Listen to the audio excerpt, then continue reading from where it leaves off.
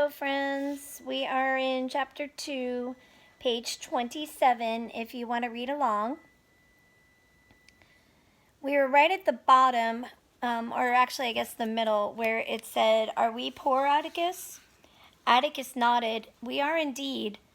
Jem's nose wrinkled. "Are we as poor as the Cunninghams?"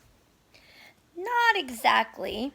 The Cunninghams are country folks, farmers, and the crash hit them the hardest." Atticus said professional people were poor because the farmers were poor. As Macomb County was farm country, nickels and dimes were hard to come by for doctors and dentists and lawyers. Entailment was only a part of Mr. Cunningham's vexations. The acres not entailed were mortgaged to the hilt, which means, like a modern-day mortgage, the bank-owned part of the house. And the little cash he made went to interest. If he held his mouth right, Mr. Cunningham could get a WPA job. If you connect with the Great Depression, that's the Works Project Administration that President FDR brought into place as part of the New Deal. But his land would go to ruin if he left it, and he was willing to go hungry to keep his land and vote as he pleased. Mr. Cunningham said Atticus came from a set breed of men. As the Cunninghams had no money to pay a lawyer, they simply paid us with what they had. "Did you know," said Atticus, "that Dr. Reynolds works the same way? He charges some folks a bushel of potatoes for delivery of a baby.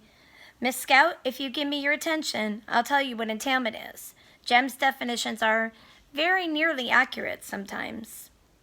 If I could have explained these things to Miss Caroline, I would have saved myself some inconvenience and Miss Caroline's subsequent mortification.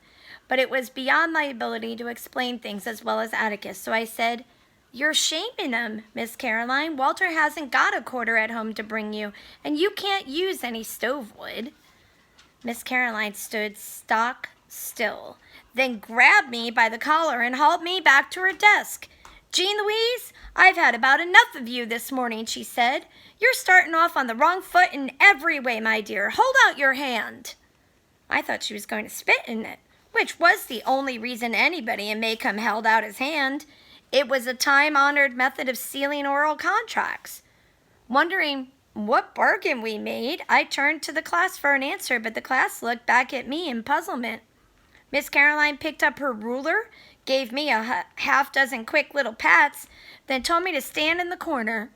A storm of laughter broke loose when it finally occurred to the class that Miss Caroline had whipped me. When Miss Caroline threatened it with a similar fate, the first grade exploded again, becoming cold sober only when the shadow of Miss Blount fell over them. Miss Blount, a native Macomian, as yet uninitiated in the mysteries of the decimal system, appeared at the door, hands on hips, and announced, "If I hear another sound from this room, I'll burn up everybody in it. Miss Caroline, the 6th grade cannot concentrate on the pyramids for all this racket."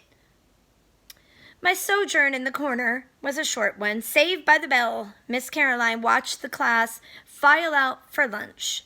As I was the last to leave, I saw her sink down into her chair and bury her head in her arms. Had her conduct been more friendly toward me, I would have felt sorry for her. She was a pretty little thing.